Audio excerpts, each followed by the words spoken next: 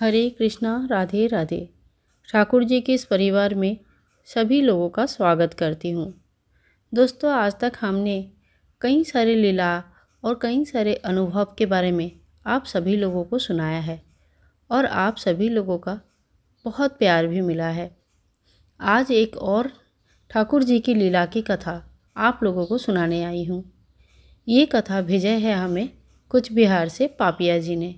पापिया जी के घर पे ये लड्डू गोपाल जी थोड़े महीने पहले ही आए हैं और कुछ ही महीनों में घर के सबसे नटखट सदस्य बन के रहते हैं। गोपाल जी की रोज न कुछ उपस्थिति तो अनुभव करते ही है। गोपाल जी जिस घर में रह रहे हैं उस घर को अपना लेते हैं, ऐसा तो हमने सभी लोगों ने सुना भी है और बहुत लोगों ने महसूस भी किया है।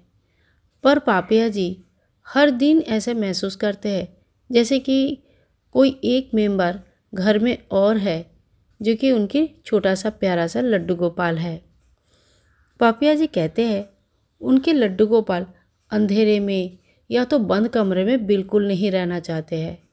एक दिन की बात है जब पापिया जी को ये सब नहीं पता था और उन्होंने गोपाल जी को एक कमरे में ही रख दिया, जो कि कमरा काफ़ी अंधेरा हो गया था।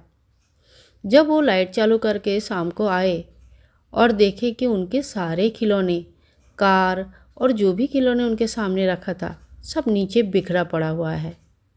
पहले दिन उनको तो समझ में ही नहीं आया कि ऐसा क्या हो गया, पर ऐसे एक दो बार और हो गया जब गोपाल को उन्होंने जिस रूम में रहते हैं उस रूम में रख के अपना किसी और रूम में सोने के लिए चले गए और गोपाल जी अकेले ही अंधेरे में एक रूम में रह गए। और सेम एक ही बात हुई, सारे खिलौने सारी चीज़ें बाहर नीचे ज़मीन पे बिखरा पड़ा था, जैसे कि गुस्से के मारे सारी चीज़ें बाहर फेंक दिया। क्यों रखा मुझे अकेले एक रूम में? अब धीरे धीरे पापिया जी को समझ में आने लगा कि इनको जो है एक रूम में बंद नहीं करके रखना है और ना ही अकेला छोड़ना है। छोटा सा लल्ला है जो कि सबके साथ रहना पसंद करते हैं। ऐसे ही धीरे धीरे एक दिन की समय है जिस दिन अष्टमी की मेला लगी थी।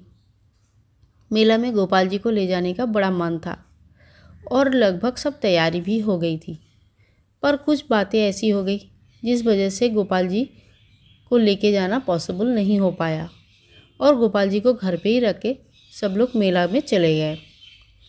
मेला घूमे, बड़ा अच्छा लगा और वापस भी आ गए। वापस आके रात हो गई थी, सब सो भी गए थे। सवेरे उठ के पापिया जी जैसे चल ही नहीं पा रहे, पैर में इतनी दर्द, दिन भर बैठे रहे और समझ में नहीं आया कि ऐसा क्या हो गया, पैरों में इतनी दर्द कैसे हो गई।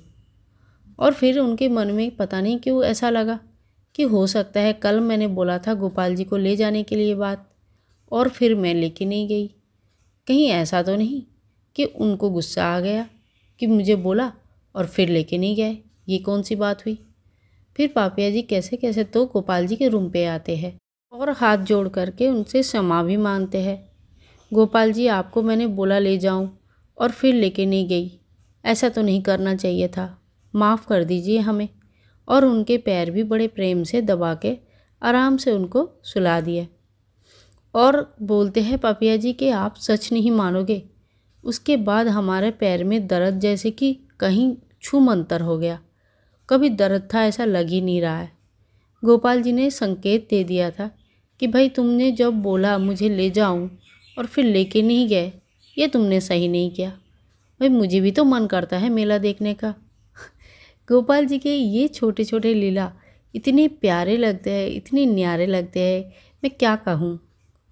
एक दिन की और बात है, पापिया जी ने अपने नटखट गोपाल जी को 2 लड्डू का सेवा देते हैं और उनको 2 लड्डू के सेवा देके वहाँ से चले जाते हैं ताकि वो अपना दृष्टि भोग लगा सके। पर जब वापस आते हैं तो देखा एक लड्डू है और एक लड्डू तो कोई है ही नहीं वहाँ पे, ना नीचे गिरा है, ना कोई टुकड़ा गिरा है, ना कुछ है। पापिया जी को पूरी विश्वास है एक लड्डू का सेवा गोपाल ने ग्रहण किया है। ये बात कई लोग विश्वास नहीं करेंगे, पर विश्वास जहाँ है वहाँ भगवान है। पापिया जी खुद बोलते हैं कि हमारे घर में हमारे गोपाल जी है, इसकी एहसास हम सभी लोगों को होता है। तो गोपाल जी साक्षात वहाँ पे विराजमान है। पापिया जी ने कभी भी गोपाल जी का प्राण प्रतिष्ठा नहीं किया है। पापिया जी को लगता है वो स्वयं जागृत गोपाल है, उनका अलग से प्राण प्रतिष्ठा करने की कोई ज़रूरत ही नहीं पड़ी उनको। और एक दिन की बात है, जब दोपहर में पापिया जी सो रहे थे। सोते सोते उनको अचानक से ऐसा लगा जैसे कोई उनके सामने घंटी बजा के उनको उठा रहे। अरे भाई उठ जा, देख बाहर तूफान आने वाला है, मौसम बहुत ख़राब है। पापिया जी इस बात को सुन के अचानक से बिस्तर से उठ के बैठी और इधर उधर देखने लगे कि कौन ऐसा बोल के गए, पर वहाँ पे कोई नहीं था।